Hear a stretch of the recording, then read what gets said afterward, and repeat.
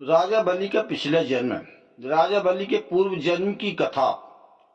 पौराणिक कथाओं के अनुसार राजा बलि अपने पूर्व जन्म में एक जुआरी थे। एक जुए से उन्हें कुछ धन मिला। उस धन से इन्होंने अपनी प्रिय वेश्या के लिए एक हार खरीदा।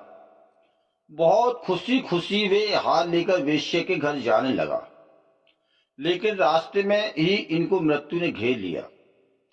यह मरने ही वाला था कि इसने सोचा कि अब ये हार वेश्या तक तो पहुंचा नहीं पाऊंगा, चलो इसे शिव को ही अर्पण कर दूं। ऐसा सोचकर उसने हार शिव को समर्पण किया और मृत्यु को प्राप्त हुआ। मरकर वह यमराज के समक्ष उपस्थित हुआ।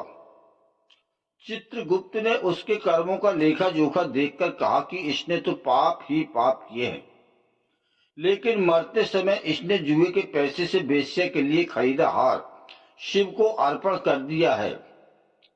ये ही एकमात्र इसका पुण्य है। चित्रगुप्त की बात सुनकर यमराज ने उससे पूछा, रे पापी, तू ही बता, पहले पाप का फल भोगेगा कि पुण्य का? जुआरी ने कहा कि पाप तो बहुत है, पहले पुण्य का फल दे दो। उस पुण्य के बदले उसे 2 घड़ी के लिए इंद्र बनाया गया। इंद्र बनने पर वह अप्सराओं के नृत्य और शराब पान का आनंद लेने लगा। तभी नारद जी आते हैं, उसे देखकर हंसते हैं और यह बात बोलते हैं कि अगर इस बात में संदेह हो कि स्वर्ग नरक है, तब भी सत्कर्म तो कर ही लेना चाहिए, वरना अगर ये नहीं हुए तो आस्तिक का कुछ नहीं बिगड़ेगा, पर नास्तिक हुए तो जरूर मारा जाएगा। यह बात सुनते ही जो उस जुआरी को होश आ गया, उसने 2 घड़ी में ऐरावत, नंदनवन समेत पूरा इंद्रलोक दान कर दिया। इसके प्रताप से वह पापों से मुक्त हो इंद्र बना और बाद में राजा बलि हुआ। राजा बलि का अश्वमेध यज्ञ। राजा बलि ने विश्व विजय की सोचकर अश्वमेध यज्ञ किया और इस यज्ञ के चलते उसकी प्रसिद्धि चारों ओर फैलने लगी। अग्निहोत्र सहित उसने 98 यज्ञ संपन्न कराए थे और इस तरह उसके राज और शक्ति का विस्तार होता ही जा रहा। तब उसने इंद्र के राज्य पर चढ़ाई करने की सोची। इस तरह राजा बलि ने 99 यज्ञ की घोषणा की और सभी राज्य और नगरवासियों को निमंत्रण भेजा। माना जाता है कि देवता और असुरों की लड़ाई जम्बू द्वीप के इलावर्त क्षेत्र में 12 बार हुई। देवताओं की ओर गंधर्व और यक्ष होते थे, तो दैत्यों की ओर दानव और राक्षस। अंतिम बार हिरण्यकश्यप के पुत्र प्रहलाद और उनके पुत्र राजा बलि के साथ इंद्र का युद्ध हुआ और देवता हार गए। तब संपूर्ण जम्बू द्वीप पर असुरों का राज्य हो गया। 52 ऋषि कश्यप तथा उनकी पत्नी, भगवान का 52 अवतार अदिति के पुत्र थे। वे आदित्य में 12वें थे।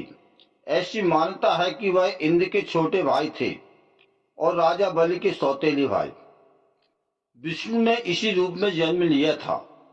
देवता बलि को नष्ट करने में असमर्थ थे। बलि ने देवताओं को यज्ञ करने जितनी भूमि ही दे रखी थी। सभी देवता अमर होने के बावजूद भी उसके खौफ के चलते छिपते रहते थे। तब सभी देवता विष्णु की शरण में गए। विष्णु ने कहा कि बलि भी उनका भक्त है, फिर भी वे कोई उपाय सोचेंगे। तब विष्णु ने आदित्य के यहाँ जन्म लिया और एक दिन जब बलि यज्ञ की योजना बना रहा था, तब वे ब्राह्मण वेश में वहां दान लेने पहुंच गए। उन्हें देखते ही शुक्राचार्य उन्हें पहचान गए। शुक्राचार्य ने उन्हें देखते ही बलि से कहा कि वे विष्णु हैं, मुझसे पूछे बिना कोई भी वस्तु दान में मत दें।